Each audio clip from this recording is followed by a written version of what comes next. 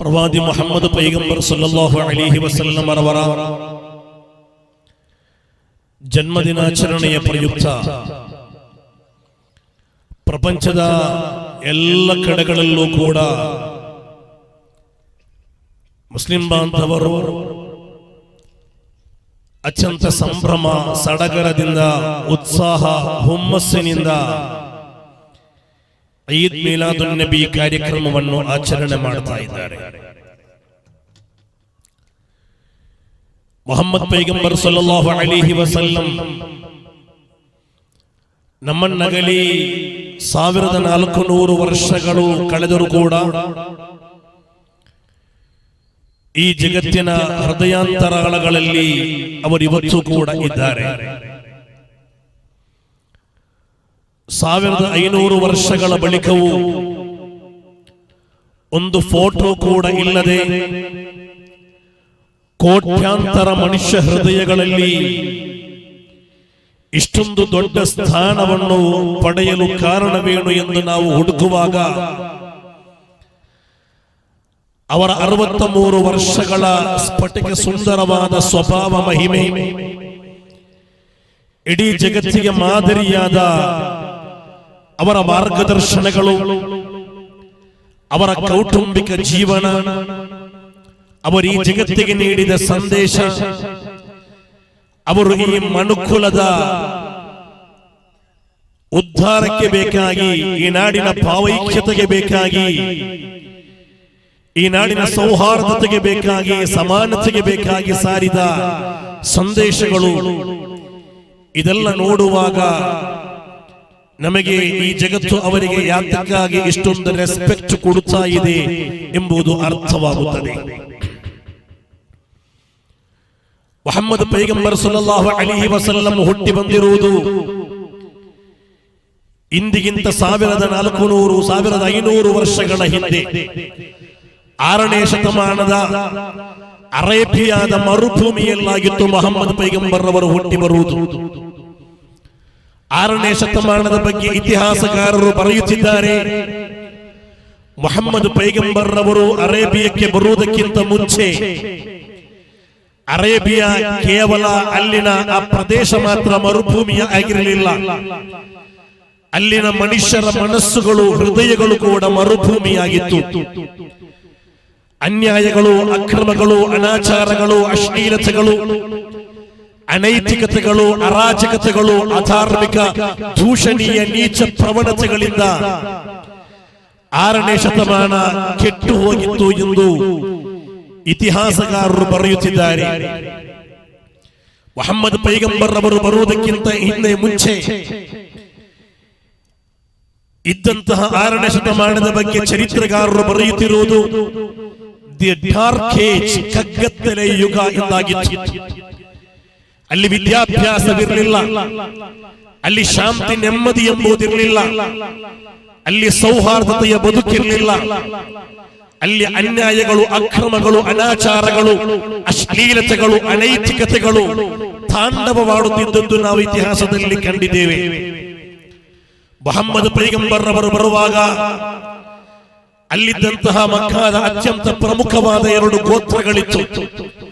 ಔಸ್ ಮತ್ತು ಖಜ್ರಜ್ ಎಂಬಂತಹ 2 ಗೋತ್ರಗಳು. ಸಣ್ಣ ಪುಟ್ಟ ಕಾರಣಕ್ಕಾಗಿ ಶತಮಾನಗಳ ಕಾಲ ಪರಸ್ಪರ ರುಂಡಗಳೊಂದಿಗೆ ಚೆಂಡಾಟವಾಡುತ್ತಿದ್ದರವರು. ಪರಸ್ಪರ ಹೊಡೆದಾಟ, ಬಡಿದಾಟ, ಗುದ್ದಾಟ, ಪರಕಾಟ, ಪರದಾಟಗಳಿಂದ ಸತ್ತು ಶವವಾಗುತ್ತಾ ಇದ್ದರು ಎಂದು ಚರಿತ್ರೆಯಲ್ಲಿ ಕಾಣಲಿಕ್ಕೆ ಸಾಧ್ಯವಾಗ್ತದೆ.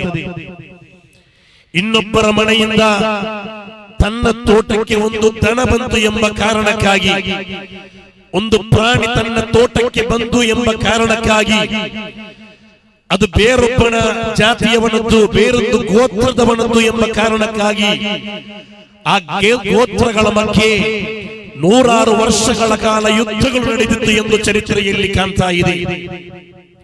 ಈ ರೀತಿ ಕ್ಷುಲ್ಲಕ ಕಾರಣಗಳಿಗಾಗಿ ಪರಸ್ಪರ ಹೊಡೆದಾಟ, ಬಡಿದಾಟಗಳಿಂದ ಸತ್ತು ಶವವಾಗುತ್ತಾ ಇದ್ದ ಮನುಷ್ಯರು ಮದ್ಯಪಾನವನ್ನು ಜೀವನದ ಅವಿಭಾಜ್ಯ ಅಂಗವಾಗಿ ಕಂಡು ನಮ್ಮ ಮರಣದ ಬಳಿಕವೂ ಕೂಡ ದಫನ ಮಾಡುವಾಗ ದ್ರಾಕ್ಷಿ ಬಳ್ಳಿಯ ಅಡಿಯಲ್ಲಿ ನಮ್ಮನ್ನು ದಫನ ಮಾಡಿರಿ, ಸತ್ತ ಬಳಿಕವೂ ಕೂಡ ಮದ್ಯ ಹೀರುತ್ತೇವೆ ಎಂದು ಹೇಳುತ್ತಿದ್ದ ಅರಬರ ನಾಡಿಗಾಗಿತ್ತು ಮುಹಮ್ಮದ್ ಪೈಗಂಬರ್ ಅವರ ಆಗಮನ.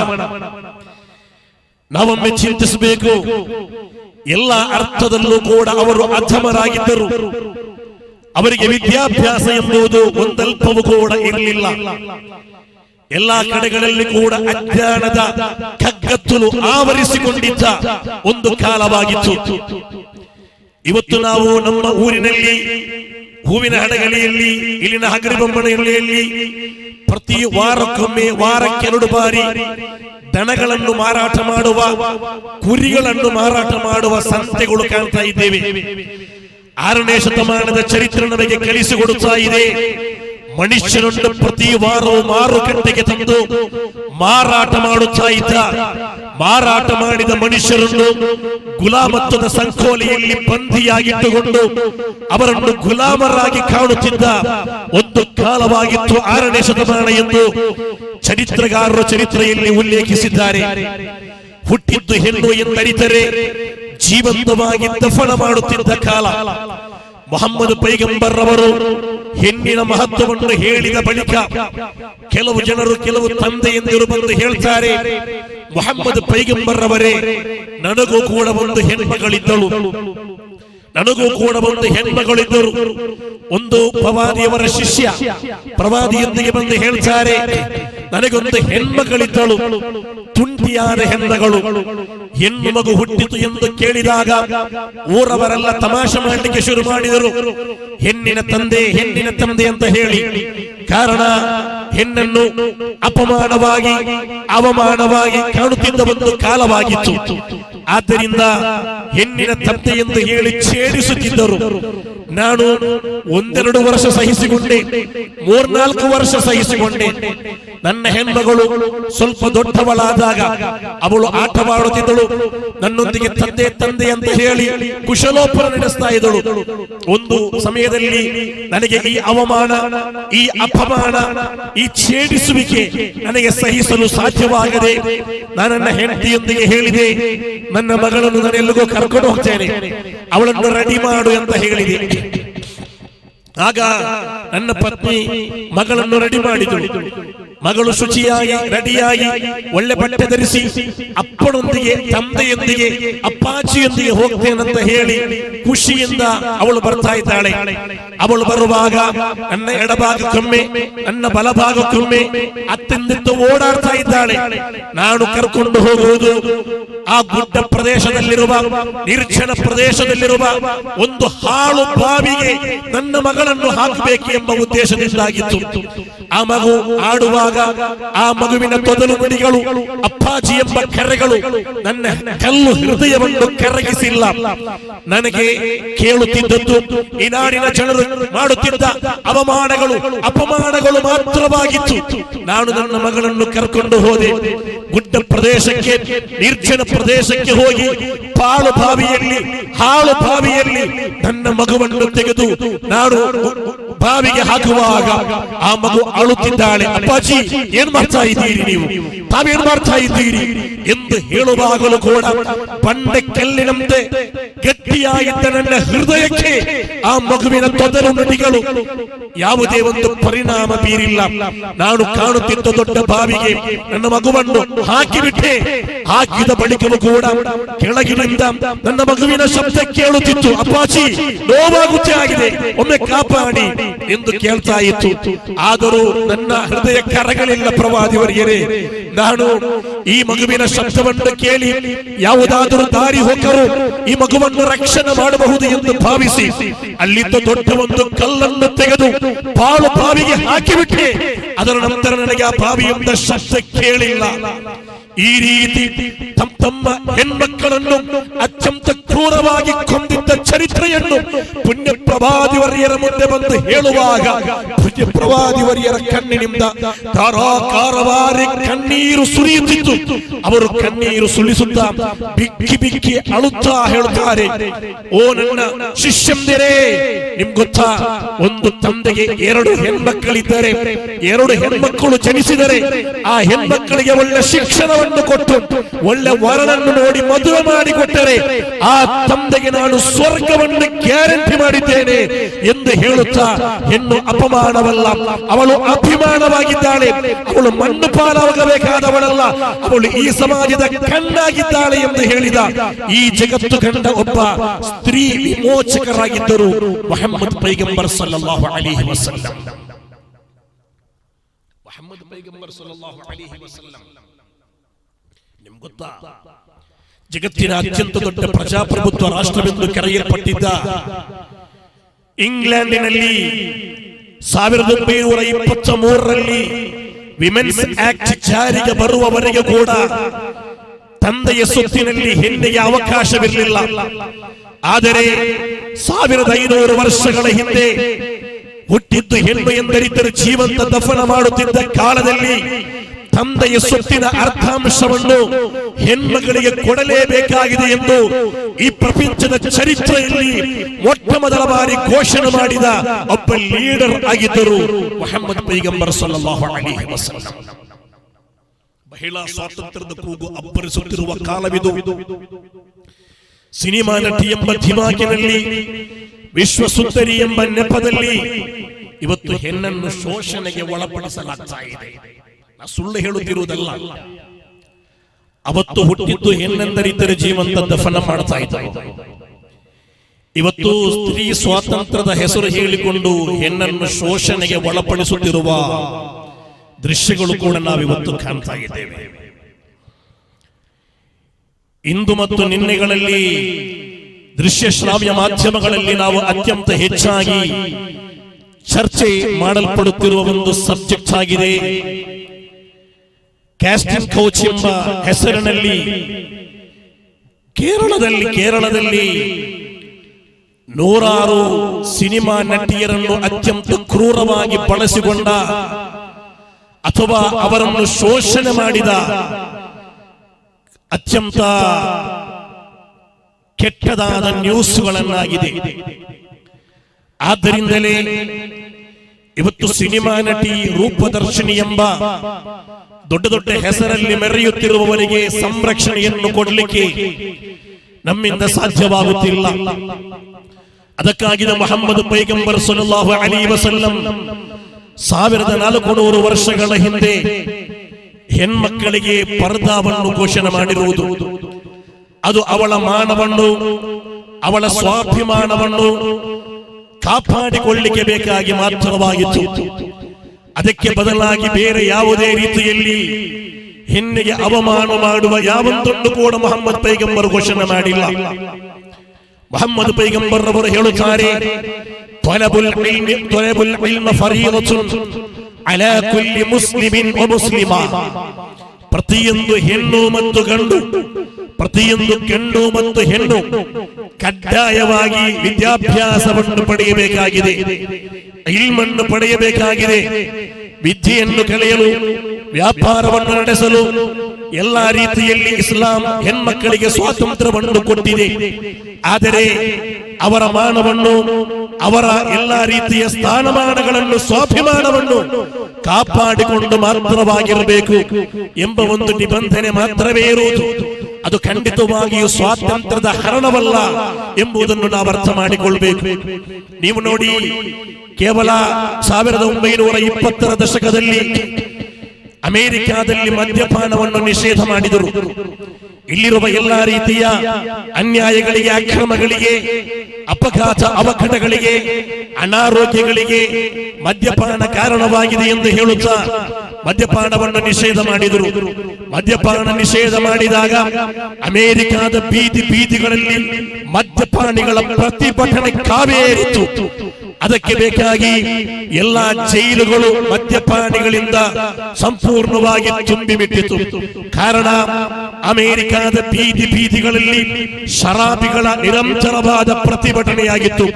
ಸಾವಿರಾರು ಕೋಟಿ ಡಾಲರ್ಗಳು ಅಮೆರಿಕ ಖರ್ಚು ಮಾಡಬೇಕಾಯಿತು. ಆದರೆ ಕೊನೆಗೆ ಈ ಪ್ರತಿಭಟನೆಗಾರರ ಪ್ರತಿಭಟನೆಗೆ ಮಣಿದು 4 ವರ್ಷದಲ್ಲಿ ಈ ಒಂದು ನಿಬಂಧನೆಯನ್ನು ನಿಯಮವನ್ನು ಹಿಂಪಡೆಯಲಾಯಿತು. ಶರಾಬಿಗಳಿಗೆ ಅವಕಾಶವನ್ನು ಕೊಡಲಾಯಿತು. ನೀವು ನೋಡಿ, ಮರಣದ ಬಳಿಕವೂ ಕೂಡ ಮಧ್ಯದ ಮರದಾಕ್ಷಿಯ ಮರದಡಿಯಲ್ಲಿ ಮರೆಮಾಚಬೇಕೆಂದು ಮೂದಲಿಸುತ್ತಿದ್ದ ಮನುಷ್ಯ ಮಕ್ಕಳ ಮುಂದೆ ಮುಹಮ್ಮದ್ ಪೈಗಂಬರ್ ಅವರು ಹೇಳಿದ ಒಂದು ಮಾತಾಗಿ ಓದಿತ್ತು. ಇನ್ನಮಲ್ ಖಮ್ರು ವಲ್ ಮೈಸಿರು ವಲ್ ಅನ್ಸಾಬು ವಲ್ ಅಜ್ಲಾಮು ರಿಜುಸುಂ ಮಿನ್ ಅಮಲಿ ಶೈತಾನ್. ಮಾರಕವಾದ ಮಾದಕ ದ್ರವ್ಯಗಳು, ಮದ್ಯ ಮಾದಕಗಳು ಅದು ಮನುಷ್ಯನನ್ನು ಪಿಶಾಚಿಯನ್ನಾಗಿ ಮಾಡುತ್ತದೆ. ಆದ್ದರಿಂದ ಮದ್ಯಪಾನವನ್ನು ಇಸ್ಲಾಮಿನಲ್ಲಿ ನಿಷೇಧ ಮಾಡಲಾಗಿದೆ ಎಂದು ಹೇಳಿದಾಗ ಒಂದೇ ಒಂದು ವ್ಯಕ್ತಿಯು ಕೂಡ ಅಲ್ಲಿ ಪ್ರತಿಭಟನೆಯನ್ನು ಮಾಡಿಲ್ಲ, ಚಕಾರವೆತ್ತಿಲ್ಲ ಎಂದು ಮಾತ್ರವಲ್ಲ, ಅಬ್ದುರ್ ರಹ್ಮಾನ್ ಇಬ್ನ್ ಔಫ್ ಎಂದು ಕರೆಯಲ್ಪಡುವ ಪುಣ್ಯ ಪ್ರವಾದಿವರಿಯರ ಶಿಷ್ಯರಿಗೆ ದೊಡ್ಡ ಒಂದು ಮದ್ಯದ ಅಂಗಡಿ ಇತ್ತು. ಸಂಪೂರ್ಣವಾಗಿ ಆ ಮದ್ಯವನ್ನು ಚೆಲ್ಲಿ ಮದ್ಯದ ಹೊಳೆ ಅರೇಬಿಯಾದಲ್ಲಿ ಹರಿದು ಬಿಟ್ಟಿತು ಎಂದು ಚರಿತ್ರೆಯಲ್ಲಿ ಕಾಣುತ್ತಾ ಇದೆ. ಮುಹಮ್ಮದ್ ಪೈಗಂಬರ್ ಒಂದು ಮಾತು ಹೇಳಿದರೆ ಚಾಚು ತಪ್ಪದೆ ಪಾಲಿಸುವ ಲಕ್ಷಾಂತರ ಶಿಷ್ಯಂದಿರನ್ನು ಹೊಂದಿದ ಮಹಾಗುರುವಾಗಿದ್ದರು 6ನೇ ಶತಮಾನದ ಮುಹಮ್ಮದ್ ಸಲ್ಲಲ್ಲಾಹು ಅಲೈಹಿ ವಸಲ್ಲಂ. ಮುಹಮ್ಮದ್ ಪೈಗಂಬರ್ ಅವರು ಹೇಳಿದಾಗೆ ಲಕ್ಷಾಂತರ ಶಿಷ್ಯಂದಿರು ಕೇಳ್ತಾರಂತ ಭಾವಿಸಿ ಅವರು ಯಾರ ಮೇಲೆಯೂ ದೌರ್ಜನ್ಯ ಮಾಡಿದವರಲ್ಲ, ಯಾವುದೇ ಹೊಡೆದಾಟ ಬಡಿದಾಟಗಳಿಗೆ ಇಳಿದವರಲ್ಲ, ಯಾರ ಮನಸ್ಸನ್ನು ಕೂಡ ನೋಯಿಸಿದವರಲ್ಲ. ಅವರ ಪತ್ನಿಯಾದ ಆಯಿಷಾ ಬೀವಿ ರಲಿಯಲ್ಲಾಹು ಅನ್ಹಾರೊಂದಿಗೆ ಜನರು ಬಂದು ಕೇಳ್ತಾರೆ, ಮುಹಮ್ಮದ್ ಪೈಗಂಬರ್ ಅವರು ಮನೆಯಲ್ಲಿ ಹೇಗಿರ್ತಾರೆ? ಆಗ ಮುಹಮ್ಮದ್ ಪೈಗಂಬರ್ ಅವರ ಬಗ್ಗೆ ಕೇಳಿದಾಗ ಆ ಪತ್ನಿಯವರು ಹೇಳ್ತಾರೆ, ನನ್ನ ಪತಿ ಮುಹಮ್ಮದ್ ಪೈಗಂಬರ್ ಮನೆಯಲ್ಲಿ ಬಂದರೆ ಪತ್ನಿಯೊಂದಿಗೆ ಅವರು ಸಹಕಾರ ಮಾಡ್ತಾರೆ, ಸಹಾಯ ಮಾಡ್ತಾರೆ. ಅವರ ಬಟ್ಟೆಯನ್ನು ಅವರು ಹೊಲಿಯುತ್ತಾರೆ, ಅವರ ಚಪ್ಪಲಿಯನ್ನು ಅವರೇ ಸರಿಪಡಿಸುತ್ತಾರೆ, ಅವರ ಪಾತ್ರೆಯನ್ನು ಅವರು ಕೆಲವೊಮ್ಮೆ ತೊಳೆಯುತ್ತಾರೆ. ನಮ್ಮ ಮನೆಯಲ್ಲಿ ಏನಾದರೂ ಅಡುಗೆ ಮಾಡಲಿಕ್ಕೆ ಇರುವಾಗ ಕಟ್ಟಿಗೆಯನ್ನು ಹೊರಗೆ ಹೋಗಿ ಅವರು ತೆಗೆದುಕೊಂಡು ಬರ್ತಾರೆ. ಈ ರೀತಿ ಪತ್ನಿಯರೊಂದಿಗೆ ಕುಶಲೋಪರಿ ನಡೆಸ್ತಾರೆ, ಮಕ್ಕಳೊಂದಿಗೆ ಆಟವಾಡ್ತಾರೆ. ಕಾನ ಯುಸಲ್ಲಿಮು ಅಲಾ ಸುಬಿಯಾನ್, ಚಿಕ್ಕ ಚಿಕ್ಕ ಮಕ್ಕಳಿಗೆ ಸಲಾಂ ಹೇಳ್ತಾರೆ, ಅವರ ತಲೆ ಸವರ್ತಾರೆ, ಅವರಿಗೆ ಎಲ್ಲಾ ರೀತಿಯಲ್ಲಿ ಪ್ರಾರ್ಥನೆಗಳನ್ನು ಆಶೀರ್ವಾದಗಳನ್ನು ಮಾಡ್ತಾರೆ. ನಮ್ಮಲ್ಲಿ ನೋಡಿ, ಒಂದು ಚಿಕ್ಕ ಪಂಚಾಯತ್ ಮೆಂಬರ್ ಆದ್ರೆ ಸಾಕು, ಮತ್ತೆ ಅವನು ಸಣ್ಣವರನ್ನು ಕಾಣಲಿಕ್ಕೆ ಆಗಲ್ಲ, ಅವನು ಕಣ್ಣು ಬಿಟ್ಟೆ ನೋಡುದು, ಎಲ್ಲರನ್ನ ಕಣ್ಣು ಬಿಟ್ಟೇ ನೋಡುವುದು, ಅವನು ಕತ್ತರಿಸಿಕೊಂಡೇ ಮಾತಾಡುವುದು. ಕೆಲವರಿದ್ದಾರೆ ಊರಿಗೆ ಮಹದುಪಕಾರಿ, ಮನೆಗೆ ಬಂದರೆ ಮಹಾಮಾರಿ. ಹೆಂಡತಿಯೊಂದಿಗೆ ಯಾವತ್ತು ಜಗಳ, ಊರಿಗೆ ನೋಡಿದ್ರೆ ದೊಡ್ಡ ಕೊಡುಗೆ ದಾನಿ, ಸಮಾಜ ಸೇವಕ, ಸಮಾಜ ಪಕ್ಷಕ ಎಲ್ಲ ಇವನೇ. ಆದರೆ ಮನೆಗೆ ಬಂದರೆ ಕುಡಿದು ಹೊಡೆಯುವುದು, ಮಕ್ಕಳಿಗೆ ಬಡಿಯುವುದು, ಮನೆಗೆ ಬಂದರೆ ರಾಕ್ಷಸ ಬಂದ ರೀತಿಯಲ್ಲಿ.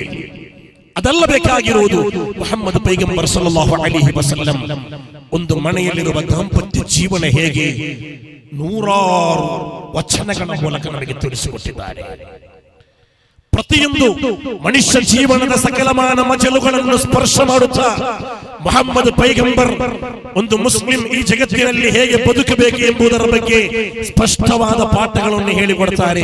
ಬೆಳಿಗ್ಗೆ ಏಳುವಾಗ ಯಾವ ರೀತಿ ಏಳಬೇಕು, ಟಾಯ್ಲೆಟ್ಗೆ ಹೋಗುವಾಗ ಹೇಗೆ ಹೋಗಬೇಕು, ಯಾವ ಭಾಗಕ್ಕೆ ಸರಿದುಕೊಂಡು ಮಲಗಬೇಕು, ಅವರು ಹಲ್ಲುಚ್ಚುವಾಗ ಹೇಗೆ ಹುಚ್ಚಬೇಕು, ಎಲ್ಲವನ್ನು ಕೂಡ ಮುಹಮ್ಮದ್ ಪೈಗಂಬರ್ ಸಲ್ಲಲ್ಲಾಹು ಅಲೈಹಿ ವಸಲ್ಲಂ ನಮಗೆ ಅತ್ಯಂತ ಸ್ಪಷ್ಟವಾಗಿ ಕಲಿಸಿಕೊಟ್ಟ ಒಬ್ಬ ಲೀಡರ್ ಆಗಿದ್ದರು. ಮುಹಮ್ಮದ್ ಪೈಗಂಬರ್ ಅವರು ಬರುವಾಗ ಮಾರುಕಟ್ಟೆಯಲ್ಲಿ ಮನುಷ್ಯರನ್ನು ಮಾರಾಟ ಮಾಡುತ್ತಿದ್ದ ಕಾಲ, ಗುಲಾಮತ್ವದ ಸಂಕೋಲೆಯಲ್ಲಿ ಮನುಷ್ಯರನ್ನು ಬಂಧಿಸುತ್ತಿದ್ದ ಕಾಲ, ಮುಹಮ್ಮದ್ ಪೈಗಂಬರ್ ಅವರು ಹಲವರನ್ನು ಸ್ವತಂತ್ರಗೊಳಿಸಿದರು. ಮಾತ್ರವಲ್ಲ, ಮುಹಮ್ಮದ್ ಪೈಗಂಬರ್ ಸಲ್ಲಲ್ಲಾಹು ಅಲೈಹಿ ವಸಲ್ಲಂ ಅಲ್ಲಿದ್ದ ನೀಗ್ರೋ ಗುಲಾಮರಾಗಿದ್ದ ಹಜರತ್ ಬಿಲಾಲ್ ರಲಿಯಲ್ಲಾಹು ಅನ್ಹು ಅವರಿಗೆ ಮುಅಜ್ಜಿನ್ ಎಂಬ ಉನ್ನತವಾದ ಪದವಿಯನ್ನು ಕೊಟ್ಟು ಅವರಿಗೆ ದೊಡ್ಡ ಸನ್ಮಾನಗಳನ್ನು ಮಾಡಿದರು, ಪಾರಿತೋಷಕಗಳನ್ನು ಕೊಟ್ಟರು. ಅಲ್ಲಿ ಕರಿ ಬಿಳಿ, ಉಚ್ಚ ನೀಚ, ದೊಡ್ಡವ ಸಣ್ಣವ ಎಂಬ ವ್ಯತ್ಯಾಸವಿಲ್ಲ ಅಂತ ಹೇಳಿಕೊಟ್ಟರು. ನೀವು ಮಸೀದಿಗೆ ಬಂದರೆ ಅದು ಮಕ್ಕಾ ಆಗಿರಲಿ, ಮದೀನಾ ಆಗಿರಲಿ, ಮಸೀದಿಗೆ ಯಾರು ಮೊದಲು ಬರ್ತಾರೋ ಅವರು ಮುಂಭಾಗದಲ್ಲಿ ನಿಲ್ಲಬೇಕು. ನಂತರ ಬಂದವನು ಮುಖ್ಯಮಂತ್ರಿನೇ ಬರಲಿ, ನಂತರ ಬಂದವನು ಪ್ರಧಾನಮಂತ್ರಿಯೇ ಬರಲಿ, ಎಷ್ಟೇ ದೊಡ್ಡವ ಬರಲಿ, ಶ್ರೀಮಂತ ಬರಲಿ, ಬಡವ ಬರಲಿ, ಮೊದಲು ಬಂದವನು ಮೊದಲು ನಿಲ್ತಾನೆ, ನಂತರ ಬಂದವನು ನಂತರ ನಿಲ್ಬೇಕು. ಪರಸ್ಪರ ಭುಜಕ್ಕೆ ಭುಜ ತಾಗಿಸಿಕೊಂಡೇ ನಿಲ್ಬೇಕು. ಶ್ರೀಮಂತನ ಭುಜಕ್ಕೆ ಬಡವನ ಭುಜ, ಪ್ರಧಾನಮಂತ್ರಿಯ ಭುಜಕ್ಕೆ ಗುಲಾಮನ ಭುಜ, ಕರಿಯನ ಭುಜಕ್ಕೆ ಬಿಳಿಯನ ಭುಜ, ಪರಸ್ಪರ ತಾಗಿಕೊಂಡು ನಮಾಜಿಗೆ ನಿಲ್ಬೇಕು. ಅಲ್ಲಿ ಸರಿದು ನಿಲ್ಲಕ್ಕೆ ಇಸ್ಲಾಮಿನಲ್ಲಿ ಅವಕಾಶವಿಲ್ಲ. ಯಾ ಅಯ್ಯುಹನ್ನಾಸ್ ಇನ್ನಾ ಖಲಕ್ನಾಕುಂ ಮಿನ್ ذكر وانثى وجعلناكم شعوبا وقبائل لتعارفوا ان اكرمكم عند الله اتقاكم. ನಿಮ್ಮನ್ನು ನಾನು ಕರಿ ಬಿಳಿಯರನ್ನಾಗಿ ಉಚ್ಚ ನೀಚರನ್ನಾಗಿ ನಾವು ವರ್ಗಗಳನ್ನಾಗಿ ಮಾಡಿದ್ದು ನೀವು ಪರಸ್ಪರ ಹೊಡೆದಾಟ ಬಡಿದಾಟಗಳಿಂದ ಸತ್ತು ಶವವಾಗಬೇಕೆಂಬ ಕಾರಣಕ್ಕೆ ಅಲ್ಲ, ಬದಲಾಗಿ ನೀವು ಪರಸ್ಪರ ಗುರುತಿಸಿಕೊಂಡು ಬದುಕಬೇಕು. ಅದಕ್ಕೆ ಬೇಕಾಗಿ ಮಾತ್ರ. ನಿಮ್ಮಲ್ಲಿ ಅತ್ಯಂತ ಉತ್ತಮರು, ಒಳ್ಳೆಯ ಹೃದಯ ವೈಶಾಲ್ಯತೆ ಇರುವವರು, ಕರುಣ ಇರುವವರು, ಸದ್ಭಕ್ತಿ ಉಳ್ಳವರು, ಸಜ್ಜನರು ನಿಮ್ಮಲ್ಲಿ ಅತ್ಯಂತ ಒಳ್ಳೆಯವರು. ಕರಿಯರಲ್ಲ, ಬಿಳಿಯರಲ್ಲ, ದೊಡ್ಡವರಲ್ಲ, ಶ್ರೀಮಂತರಲ್ಲ, ಬಡವರಲ್ಲ, ಎಲ್ಲರಿಗೂ ಒಂದೇ ಸ್ಥಾನ. ಅಲ್ಲಿ ಅಸ್ಪೃಶ್ಯತೆಗೆ ಯಾವುದೇ ಒಂದು ಅವಕಾಶವಿಲ್ಲ. ಇವತ್ತು ಜಗತ್ತು ಬೆಳೆಯುತ್ತಾ ಇದೆ. ಇವತ್ತು ಮನುಷ್ಯ ಆಕಾಶದ ಅಂಗಳದಲ್ಲಿ, ಮಂಗಳದ ಅಂಗಳದಲ್ಲಿ ಅದ್ಭುತಗಳನ್ನು ಸೃಷ್ಟಿಸುತ್ತಾ ಇದ್ದಾನೆ. ಇವತ್ತು ಬಾಹ್ಯಾಕಾಶಗಳಿಗೆ ನಾವು ತಲುಪಿಬಿಟ್ಟಿದ್ದೇವೆ. ಪಕ್ಷಿಗಿಂತಲೂ ಚೆನ್ನಾಗಿ ಹಾರಾಡುವ ವಿಮಾನಗಳನ್ನು ಕಂಡು ಹಿಡಿದಿದ್ದಾನೆ ಮನುಷ್ಯ. ಅಲೆ ಅಲೆಯಾಗಿ ಆಳತ್ತರಕ್ಕೆ ಅಪ್ಪರಿಸುವ ಅರಬ್ಬಿ ಸಮುದ್ರದ ಆ ಸೆರೆಗಳನ್ನು ಸೀಳುತ್ತಾ ಹೋಗುವ ಹಲವಾರು ಐಷಾರಾಮಿ ಹಡಗುಗಳನ್ನು ಮನುಷ್ಯ ಇವತ್ತು ಕಂಡು ಹಿಡಿದಿದ್ದಾನೆ. ಆದರೆ ಮನುಷ್ಯನಿಗೆ ಮನುಷ್ಯನಾಗಿ ಎರಡು ಕಾಲಲ್ಲಿ ಬದುಕಲಿಕ್ಕೆ ಮಾತ್ರ ಮನುಷ್ಯ ಕಲಿಯಲಿಲ್ಲ. ಧರ್ಮ, ಜಾತಿ, ಪಕ್ಷ, ಪಂಥ, ಪಂಗಡ ಅಂತ ಹೇಳಿ ಹೊಡೆದಾಟ, ಬಡಿದಾಟ, ಕಡಿದಾಟ, ಗುದ್ದಾಟಗಳಿಂದ ಇವತ್ತು ಸತ್ತು ಶವವಾಗ್ತಾ ಇದ್ದಾನೆ.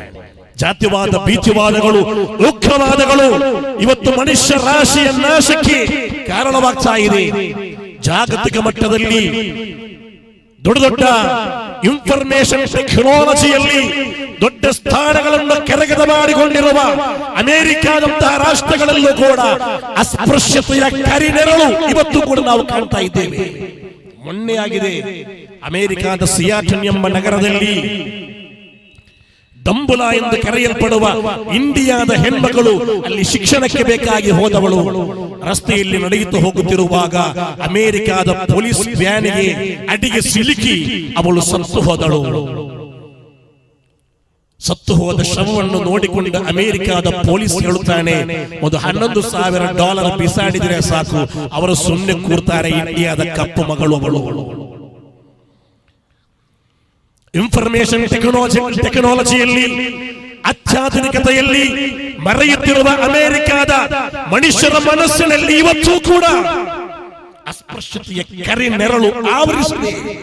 ಮನುಷ್ಯ ಟೆಕ್ನಾಲಜಿಯಲ್ಲಿ ಎಷ್ಟು ಬೆಳೆದರೇನು, ಹೃದಯದಲ್ಲಿ ಇನ್ನೂ ಕೂಡ ಕಪ್ಪು ನೆರಳುಗಳು, ಕಪ್ಪು ಚುಕ್ಕೆಗಳಿದ್ದರೆ ಮನುಷ್ಯನಾಗಲಿಕ್ಕೆ ಸಾಧ್ಯವಿಲ್ಲ.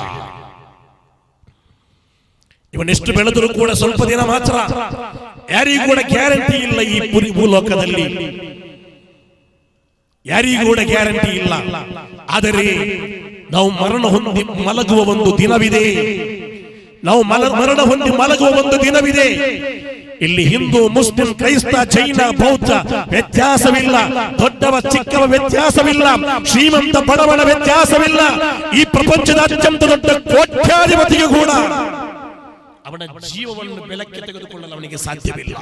ಕೋಟಿ ಕೊಟ್ಟರು ಕೂಡ ಜೀವ ಸಿಗಲ್ಲ. ಜೀವ ಹೋಗುವಾಗ ಅವನೆಲ್ಲವನ್ನು ಬಿಟ್ಟು ಹೋಗಬೇಕು. ಅಮೆರಿಕಾದ ಅಧ್ಯಕ್ಷರು ಹೇಳಬಹುದು, ಇಡೀ ಪ್ರಪಂಚದ ಮೇಲೆ ನನಗೆ ಅಧಿಕಾರ ಇದೆ ಅಂತ ಹೇಳಿ.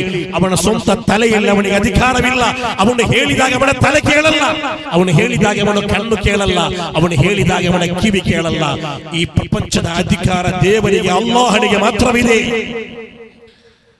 ಆದ್ದರಿಂದ ಮನುಷ್ಯರು ಈ ಪ್ರಪಂಚದಲ್ಲಿ ಬದುಕುವಾಗ ಮನುಷ್ಯರಾಗಿ ಬದುಕಬೇಕು. ಮಾನವೀಯತೆಯ ಮೌಲ್ಯಗಳನ್ನು ಮೈಗೂಡಿಸಿಕೊಂಡು ಬದುಕಬೇಕು. ನಮಗೊಂದು ದಿನ ಮರಣ ಹೊಂದಲಿಕ್ಕಿದೆ. ಮರಣ ಹೊಂದುವ ದಿನ ನನ್ನೂರಿನವರು ಎಲ್ಲರೂ ಕೂಡ ಬರ್ತಾರೆ. ಅವತ್ತು ನಾನು ನಗುತ್ತಾ ಮರಣ ಹೊಂದಬೇಕು. ಸಂತೃಪ್ತಿಯಿಂದ, ಸಂತೋಷದಿಂದ ಮರಣ ಹೊಂದಬೇಕು. ನಾನು ಹುಟ್ಟುವಾಗ ಇಡೀ ಊರು ನಗುತ್ತಾ ಇತ್ತು, ನಾನು ಅಳುತ್ತಾ ಬಂದೆ ಅಲ್ವಾ? ಒಂದು ಮಗು ಹುಟ್ಟುವಾಗ ಅಳುತ್ತಾ ಬರ್ತದೆ. ಅಲ್ಲಿರುವ ತಂದೆ ತಾಯಿ ಕುಟುಂಬ ಎಲ್ಲರೂ ನಗುತ್ತಾ ಇರ್ತಾರೆ. ಮಗು ಹುಟ್ಟಿದ ಸಂತೋಷದಲ್ಲಿ, ಮಗು ಹುಟ್ಟಿದ ಸಂಭ್ರಮದಲ್ಲಿ, ಮಗು ಹುಟ್ಟಿದ ಸಡಗರದಲ್ಲಿ ಎಲ್ಲರೂ ಕೂಡ ನಗುತ್ತಿರುತ್ತಾರೆ. ನಾವು ಅಳುತ್ತಾ ಬರ್ತೇವೆ. ಆದರೆ ಮನುಷ್ಯರಾದ ನಾವು ಇಲ್ಲಿಂದ ಹೋಗುವಾಗ ನಗುತ್ತಾ ಹೋಗಬೇಕು. ಈ ನಾಡಿನಲ್ಲಿ ಒಳ್ಳೆ ಸಾಧನೆಗಳನ್ನು ಮಾಡಿ, ಈ ನಾಡಿನ ಹಲವಾರು ಮನುಷ್ಯ ಮನಸ್ಸುಗಳಲ್ಲಿ ಒಂದು ಸ್ಥಾನವನ್ನು ಪಡೆದು, ಈ ನಾಡಿಗೆ ಒಳಿತನ್ನು ಮಾಡಿ, ಈ ನಾಡಿಗೆ ಸತ್ಕರ್ಮವನ್ನು ಮಾಡಿ ನಗುತ್ತಾ ಮರಣ ಹೊಂದಬೇಕು. ಅವತ್ತು ನಮ್ಮ ಊರಿನವರೆಲ್ಲ ಅಳ್ಬೇಕು. ಹಿಂದೂಗಳು ಅಳ್ಬೇಕು, ಮುಸಲ್ಮಾನರು ಅಳ್ಬೇಕು, ಕ್ರೈಸ್ತರು, ಜೈನರು, ಬೌದ್ಧರು, ಧರ್ಮ ಉಳ್ಳವರು, ಧರ್ಮ ಇಲ್ಲದವರು, ಜಾತಿ ಉಳ್ಳವರು, ಜಾತಿ ಇಲ್ಲದವರು ಎಲ್ಲರೂ ಕೂಡ ಅವತ್ತು ಅಳ್ಬೇಕು. ಒಳ್ಳೆ ಮನುಷ್ಯ, ಆಪತ್ ಬಾಂಧವ, ಎಲ್ಲರಿಗೂ ಬೇಕಾದವ, ಒಳ್ಳೆ ಮನುಷ್ಯ, ಅವನು ಮರಣ ಹೊಂದಿದ ಅಂತ ಹೇಳಿಕೊಂಡು ಎಲ್ಲರೂ ಕೂಡ ಅಳ್ಬೇಕು. ಆ ರೀತಿ ಬದುಕಬೇಕು ನಾವು, ಆ ರೀತಿ ಬದುಕಬೇಕು. ನಾವು ಮರಣ ಹೊಂದಿದ ಬಳಿಕವೂ ಕೂಡ ನಮ್ಮನ್ನು ನೆನೆಸುವ ಕೆಲವು ಮನುಷ್ಯರಲ್ಲಿ ಬಾಕಿಯಾಗಬೇಕು. ನೀವು ನೋಡಿಲ್ವಾ ತೆಂಗಿನ ಮರ? ತೆಂಗಿನ ಮರದಲ್ಲಿ ಹಲವಾರು ಅಚ್ಚುಗಳು ಕಾಣ್ತದೆ, ಹಲವಾರು ಕುರುಹುಗಳು. ಏನು ಅಲ್ಲಿ ಮೊದಲೊಂದು ತೆಂಗಿನ ಗರಿ ಇತ್ತು ಎಂಬುದರ ಕುರುಹು, ತೆಂಗಿನ ಗರಿ ಇತ್ತು ಎಂಬುದರ ಕುರುಹು. ನಾವು ಕೂಡ ಮನುಷ್ಯರಾಗಿ ಇಲ್ಲಿ 50-60 ವರ್ಷ ಬದುಕ್ತೇವೆ. ಆದರೆ ನಾವಿಲ್ಲಿ ಇದ್ದೇವೆ ಎಂಬ ಒಂದು ಕುರುಹನ್ನು ಕೂಡ ಇಲ್ಲಿ ಇಟ್ಟುಕೊಳ್ಳದೆ ನಾವು ಸತ್ತು ಹೋಗ್ತಾ ಇದ್ದೇವೆ. ಇಲ್ಲಿ ಮನುಷ್ಯರಿಗೆ ಬೇಕಾಗಿ ಬದುಕಿದರೆ, ಮನುಷ್ಯರಿಗೆ ಬೇಕಾಗಿ ಬದುಕಿದರೆ, ಒಳಿತಿಗೆ ಬೇಕಾಗಿ ಬದುಕಿದರೆ, ಸತ್ಕರ್ಮವನ್ನು ಮೈಗೂಡಿಸಿಕೊಂಡು ಬದುಕಿದರೆ, ಅನ್ಯಾಯಗಳನ್ನು ವಿರೋಧ ಮಾಡುತ್ತಾ ಒಳಿತಿಗೆ ಬೇಕಾಗಿ ಜನರಿಗೆ ಆಹ್ವಾನವನ್ನು ಕೊಡುತ್ತಾ ಬದುಕಿದರೆ, ನಾವು ಕೂಡ ನಮ್ಮ ಕುರುಹನ್ನು ಈ ನಾಡಿನಲ್ಲಿ ಬಿಟ್ಟು ಹೋಗಬಹುದು. ನಮ್ಮ ಅಚ್ಚುಗಳು ಈ ನಾಡಿನಲ್ಲಿ ಬಾಕಿ ಉಳಿಯಬಹುದು. ನಮ್ಮೂರಲ್ಲಿ ಒಬ್ಬ ಮನುಷ್ಯರಿದ್ದ, ಭಾರಿ ಒಳ್ಳೆಯ ಮನುಷ್ಯ ಅಂತ ಹೇಳಿ ನಮ್ಮ ಮಕ್ಕಳು, ಮೊಮ್ಮಕ್ಕಳು, ಮೊಮ್ಮಕ್ಕಳ ಮಕ್ಕಳು, ಮೊಮ್ಮಕ್ಕಳ ಮಕ್ಕಳ ಮಕ್ಕಳು ಎಲ್ಲರೂ ಕೂಡ ನಮ್ಮ ಬಗ್ಗೆ ಒಳಿತುಗಳನ್ನು ಹೇಳಬಹುದು. ಮುಹಮ್ಮದ್ ಪೈಗಂಬರ್ ಸಲ್ಲಲ್ಲಾಹು ಅಲೈಹಿ ವಸಲ್ಲಂ ಮರಣ ಹೊಂದಿ 1500 ವರ್ಷಗಳ ಬಳಿಕವೂ ಕೂಡ ಈ ಪ್ರಪಂಚ ಅವರಿಗೆ ರೆಸ್ಪೆಕ್ಟ್ ಕೊಡುತ್ತಿರುವುದು ಅದಕ್ಕೆ ಬೇಕಾಗಿ. ಮೈಕೆಲ್ ಎಚ್ ಹ್ಯಾರ್ಟ್ ಎಂದು ಕರೆಯಲ್ಪಡುವ ಕ್ರೈಸ್ತ ಧರ್ಮದ ಅನುಯಾಯಿಯಾಗಿದ್ದ ಒಬ್ಬ ಇತಿಹಾಸಗಾರ, ಅವರು ಈ ಪ್ರಪಂಚದಲ್ಲಿ ಕಳೆದು ಹೋದ 100 ಮಂದಿಯ ಬಗ್ಗೆ ಅಧ್ಯಯನ ಮಾಡಿ ಒಂದು ಪುಸ್ತಕವನ್ನು ಬರೆಯುತ್ತಾರೆ, ದಿ 100 ಎಂಬ ಪುಸ್ತಕ. ಆ ಪುಸ್ತಕದಲ್ಲಿ 100 ಈ ಪ್ರಪಂಚದಲ್ಲಿ ಕಳೆದು ಹೋದ 100 ಮಹಾತ್ಮರುಗಳ ಬಗ್ಗೆ ಬರೆದು ಅದರಲ್ಲಿ 1ನೇ ಸ್ಥಾನವನ್ನು ಮುಹಮ್ಮದ್ ಪೈಗಂಬರ್ ಅವರಿಗೆ ಕೊಡ್ತಾರೆ. ದಿ ಗ್ರೇಟೆಸ್ಟ್ ಲೀಡರ್ ಮುಹಮ್ಮದ್ ಪೈಗಂಬರ್ ಎಂದು ಕೊಡ್ತಾರೆ. ಆಗ ಕೆಲವರು ಕೇಳಿದರು, ಯಾತಕ್ಕೆ ಬೇಕಾಗಿ ಮುಹಮ್ಮದ್ ರವರಿಗೆ 1ನೇ ಸ್ಥಾನವನ್ನು ಕೊಟ್ಟದ್ದು? ಆ ಸಮಯದಲ್ಲಿ ಆ ಡಾಕ್ಟರ್ ಬರ್ನಾರ್ಡ್, ಆ ಮೈಕೆಲ್ ಎಚ್ ಹಾರ್ಟ್ ರವರು ಹೇಳುತ್ತಾ ಇರೋದು, ನಾನು ಚರಿತ್ರೆಯನ್ನು ಬರೆಯುತ್ತಿದ್ದೇನೆ. ಚರಿತ್ರೆಯನ್ನು ಬರೆಯುವಾಗ, ಇತಿಹಾಸವನ್ನು ಬರೆಯುವಾಗ ಸುಳ್ಳು ಬರೆಯಬಾರದು. ಆದ್ದರಿಂದ ನಾನು ಚರಿತ್ರೆಯನ್ನು ಅವಲೋಕನ ಮಾಡಿದಾಗ ಮನುಷ್ಯ ಕುಲದಲ್ಲಿ ಇಷ್ಟೊಂದು ಪ್ರಭಾವವನ್ನು ಬೀರಿದ ಒಂದು ಮನುಷ್ಯನನ್ನು ನಾನು ಇತಿಹಾಸದಲ್ಲಿ ಕಂಡಿಲ್ಲ. ಆದ್ದರಿಂದ ನಾನು ಫಸ್ಟ್ ಪ್ಲೇಸ್ ಅದು ಮುಹಮ್ಮದ್ ಪೈಗಂಬರ್ ಅವರಿಗೆ ಕೊಟ್ಟು ಬಿಟ್ಟೆ. ಎಲ್ಲಾ ಧರ್ಮದ ಗುರುಗಳು, ನಾಯಕರುಗಳು ಕೂಡ ಮುಹಮ್ಮದ್ ಪೈಗಂಬರ್ ಅವರ ಸ್ವಭಾವ ಗುಣಗಳ ಬಗ್ಗೆ, ಮಾನವತೆಯ ಸಂದೇಶದ ಬಗ್ಗೆ ಅವರು ಹಾಡಿ ಹೊಗಳಿದ್ದಾರೆ. ಶ್ರೀಮಾನ್ ನಾರಾಯಣ ಗುರುರವರು ಹೇಳುತ್ತಾರೆ, ಪುರುಷಾಕೃತಿ ಪೂರ್ಣ ದೈವಮೋ, ನರ ದಿವ್ಯಾಕೃತಿ ಪೂರ್ಣ ಧರ್ಮಮೋ, ಪರಮೇಶ್ವರ ಪವಿತ್ರ ಪುತ್ರಮೋ, ಕರುಣಾಮಾನ್ ಮುತ್ತು ರತ್ನಮೋ. ಮುಹಮ್ಮದ್ ಪೈಗಂಬರ್ ಅವರ ಮಾನವತೆಯ, ಕರುಣೆಯ, ಶಾಂತಿಯ, ಸೌಹಾರ್ದತೆಯ ಬದುಕನ್ನು ನೋಡುವಾಗ ಅಂತಹ ಒಬ್ಬ ಮನುಷ್ಯ ಈ ಪ್ರಪಂಚದಲ್ಲಿ ಹುಟ್ಟಿ ಬಂದಿಲ್ಲ. ಇದಕ್ಕಿಂತ ಮೊದಲು ಯಾರು ಕೂಡ. ಎಲ್ಲರೂ ಕೂಡ ಮುಹಮ್ಮದ್ ಪೈಗಂಬರ್ ಅವರ ಬಗ್ಗೆ ಹೊಗಳಿದ್ದಾರೆ. ಆದ್ದರಿಂದ ನಾ ಹೇಳ್ತಾ ಇರೋದು, ನಮ್ಮ ಧರ್ಮಗಳು ಕಲಿಸುವಂತಹ ಒಂದು ಸೌಹಾರ್ದತೆಯ ಸಂದೇಶವಿದೆ. ಅದು ನಾವು ಜೀವನದಲ್ಲಿ ಮೈಗೂಡಿಸಿಕೊಳ್ಬೇಕು. ಮೊದಲೆಲ್ಲ ತುಂಬಾ ಇತ್ತು. ನಮ್ಮ ಊರಿನ ಕಟ್ಟೆಗಳು, ನಮ್ಮ ಊರಿನ ಬೇವಿನ ಮರದ ಅಡಿಯಲ್ಲಿರುವ ಕಟ್ಟೆಗಳು, ಅದೆಲ್ಲ ಈ ನಾಡಿನ ಸೌಹಾರ್ದತೆಯ ಪಾಠ ಹೇಳಿಕೊಡುವ ಕಟ್ಟೆಗಳಾಗಿವೆ. ಪ್ರಭಾತದಿಂದ ಪ್ರದೋಷದವರೆಗೆ ಗದ್ದೆಗಳಲ್ಲಿ ದುಡಿಯುವ ಹಲವಾರು ರೈತರು, ನಮ್ಮ ಪೂರ್ವಿಕರು, ನಮ್ಮ ಅಜ್ಜಂದಿರು, ನಮ್ಮ ತಾತಂದಿರು, ನಮ್ಮ ಮುತ್ತಾತಂದಿರು ಸಂಧ್ಯಾ ಸಮಯದಲ್ಲಿ ದಣಿವಾದಾಗ ಆ ಕಟ್ಟೆಯ ಸುತ್ತ ಕುಳಿತುಕೊಂಡು ಟೀ ಹೀರುತ್ತಾ ಅಥವಾ ಬೀಡಿ ಸೇದುತ್ತಾ ಹಲವಾರು ಸೌಹಾರ್ದತೆಯ ಕಥೆಗಳನ್ನು ಹೇಳುತ್ತಾ ಇದ್ದರು. ಪ್ರೀತಿಯ, ಸೌಹಾರ್ದತೆಯ, ಕರುಣೆಯ ಕಥೆಗಳು ನಮ್ಮ ಊರಿನ ಬೇವಿನ ಕಟ್ಟೆಗಳಿಗೆ ಹೇಳಲಿಕ್ಕಿದೆ. ನಮ್ಮೂರಿನ ಮಸೀದಿಗಳಿಗೆ, ಮಂದಿರಗಳಿಗೆ, ಚರ್ಚ್ಗಳಿಗೆ, ಬಸದಿಗಳಿಗೆ ಇಲ್ಲಿ ಶಾಂತಿಯ, ಪ್ರೀತಿಯ, ಸೌಹಾರ್ದತೆಯ ಕಥೆಗಳು ಹೇಳಲಿಕ್ಕಿದೆ. ಆದ್ದರಿಂದ ಇದನ್ನೆಲ್ಲ ಒಡೆಯುತ್ತಿರುವ ಇವತ್ತಿನ ರಾಜಕೀಯ ಷಡ್ಯಂತ್ರಗಳು, ಇದಕ್ಕೆ ನಾವು ಯಾವತ್ತೂ ಕೂಡ ಬಲಿಯಾಗಬಾರದು. ಕೇವಲ ಸ್ವಾರ್ಥ ಲಾಭಕ್ಕೆ ಬೇಕಾಗಿ, ರಾಜಕೀಯದ ಕುರ್ಚಿಗೆ ಬೇಕಾಗಿ ಮನುಷ್ಯರಡೆಯಲ್ಲಿ ವೈಷಮ್ಯದ ವಿಷ ಬೀಜವನ್ನು ಬಿತ್ತುವ ಷಡ್ಯಂತ್ರಗಳು ಎಲ್ಲ ಕಡೆಯಲ್ಲಿ ನಡೆಯುತ್ತಾ ಇದೆ. ಅದು ಆ ಪಕ್ಷ ಈ ಪಕ್ಷ ಅಂತ ಇಲ್ಲ, ನಮಗಿಲ್ಲಿ ಪಕ್ಷವೇ ಇಲ್ಲ. ಧರ್ಮಗುರುಗಳಿಗೆ ಪಕ್ಷ ಇರಬಾರದು, ಧರ್ಮಗುರುಗಳಿಗೆ ಪಕ್ಷ ಇರಬಾರದು. ರಾಜಕಾರಣಿಗಳಿಗೆ ಧರ್ಮ ಇದ್ರೂ ಕೂಡ ಧರ್ಮ ತೋರ್ಪಡಿಸಿಕೊಳ್ಳಬಾರದು. ಆಗ ಮಾತ್ರ ಈ ನಾಡಿನಲ್ಲಿ ಒಳಿತು ಆಗಲಿಕ್ಕೆ ಸಾಧ್ಯ. ನಾ ಹೇಳ್ತಾ ಇರೋದು, ಧರ್ಮಗಳಲ್ಲಿ ವಿಷ ಬೀಜವನ್ನು ಬಿತ್ತುವ ಷಡ್ಯಂತ್ರ ಅದು ಯಾರೇ ಮಾಡಲಿ ಅವರನ್ನು ದೂರ ಸರಿಸಿ ನಾವು ಸೌಹಾರ್ದ ಭಾರತವನ್ನು ಕಟ್ಟಬೇಕು. ಅಣ್ಣ ತಮ್ಮಂದಿರಂತೆ ಬದುಕಬೇಕು, ಪ್ರೀತಿಯ ಪಾತ್ರತ್ವದಿಂದ ಬದುಕಬೇಕು. ಪಕ್ಕದಲ್ಲಿರುವವನು, ಅಲ್ಲಿರುವವನು, ಅಂಗಡಿಯಲ್ಲಿರುವವನು, ಅವನು ಯಾರಂತೂ ನೋಡಬೇಡಿ, ಅವನು ಮನುಷ್ಯನು. ಇವನಾರವನೆಂದೆನಿಸದರಯ್ಯ, ಇವ ನಮ್ಮವನೆಂದೆನಿಸಯ್ಯ. ಕೂಡಲ ಸಂಗಮ ದೇವ, ಇವ ನಮ್ಮ ಮನೆಯ ಮಗನೆಂದೆನಿಸಯ್ಯ. ನಾವು ಸಣ್ಣಂದಿನಲ್ಲಿರುವಾಗ ಶಾಲೆಯಲ್ಲಿ ಅಸೆಂಬ್ಲಿ ನಿಲ್ತಾ ಇದ್ದೆವು. ಅವತ್ತು ಹೇಳಿದ ನಾಡಗೀತೆಗಳು ಇವತ್ತು ಕೂಡ ಪುಸ್ತಕದಲ್ಲಿ ಮಾತ್ರವಿದೆ, ನಮ್ಮಿಂದ ಅದು ಅಳಿದು ಹೋಗ್ತಾ ಇದೆ. ಸರ್ವ ಜನಾಂಗದ ಶಾಂತಿಯ ತೋಟ, ರಸಿಕರ ಕಂಗಳ ಸೆಳೆಯುವ ನೋಟ, ಹಿಂದೂ, ಕ್ರೈಸ್ತ, ಮುಸಲ್ಮಾನ, ಪಾರಸಿಕ, ಜೈನರ ಉದ್ಯಾನ, ಅದು ಕೇವಲ ಕುವೆಂಪುರವರ ಕೆರೆಗಳು ಪುಸ್ತಕದ ಬದನೆಕಾಯಿಯಾಗಿ ಉಳಿಯಬಾರದು. ನಮ್ಮ ಹೃದಯದಲ್ಲಿ ಅಚ್ಚೊತ್ತಿಕೊಂಡಿರಬೇಕಾದ ಸಂದೇಶಗಳಾಗಿವೆ. ಆದ್ದರಿಂದ ಮಾನವೀಯ ಮೌಲ್ಯಗಳನ್ನು ಎತ್ತಿ ಹಿಡಿಯುತ್ತಾ ಮನುಷ್ಯರಾಗಿ ಬದುಕಲು ನಾವೆಲ್ಲರೂ ಕೂಡ ಕಲಿಯಬೇಕು. ಸುಂದರವಾದ, ಸೌಹಾರ್ದವಾದ, ಪ್ರೀತಿಯ ಭಾರತವನ್ನು ಕಟ್ಟಲಿಕ್ಕೆ ನಾವೆಲ್ಲರೂ ಕೂಡ ಶ್ರಮ ಪಡಬೇಕು. ಮೊಹಮ್ಮದ್ ಪೈಗಂಬರ್ ಅವರ ಬಗ್ಗೆ ನಾವು ಕಲಿಯಬೇಕು. ಅವರ ಬಗ್ಗೆ ಕಲಿಯಲಿಕ್ಕೆ ಇನ್ನೂ ತುಂಬಾ ಇದೆ. ಅವರ ದಾಂಪತ್ಯ ಜೀವನ, ಅವರ ಕೌಟುಂಬಿಕ ಜೀವನ, ಅವರ ಸ್ವಭಾವ ಮಹಿಮೆ, ಅವರ ಈ ಜಗತ್ತಿಗೆ ನೀಡಿದ ಲಕ್ಷಾಂತರ ಸಂದೇಶದ ವಚನಗಳು, ಅದು ಕಂಡಾಗ ನಮಗೆ ಒಂದು ಅದ್ಭುತ ಪ್ರಪಂಚದ ದರ್ಶನವಾಗ್ತದೆ. 1500 ವರ್ಷಗಳ ಬಳಿಕವೂ ಕೂಡ ಫೋಟೋವಿಲ್ಲದೆ ಈ ಜಗತ್ತು ಇಷ್ಟೊಂದು ರೆಸ್ಪೆಕ್ಟ್ ಕೊಡಲಿಕ್ಕಿರುವ ಕಾರಣ, ಸರಿ ಸಾಟಿ ಇಲ್ಲದ ಒಬ್ಬ ಶಕ್ತಿಯಾಗಿ ಬೆಳೆಯಲಿಕ್ಕಿರುವ ಕಾರಣ ಅವರ ಈ ನಾಡಿಗೆ ನೀಡಿದ ಸಂದೇಶಗಳು ಮಾತ್ರವಾಗಿತ್ತು.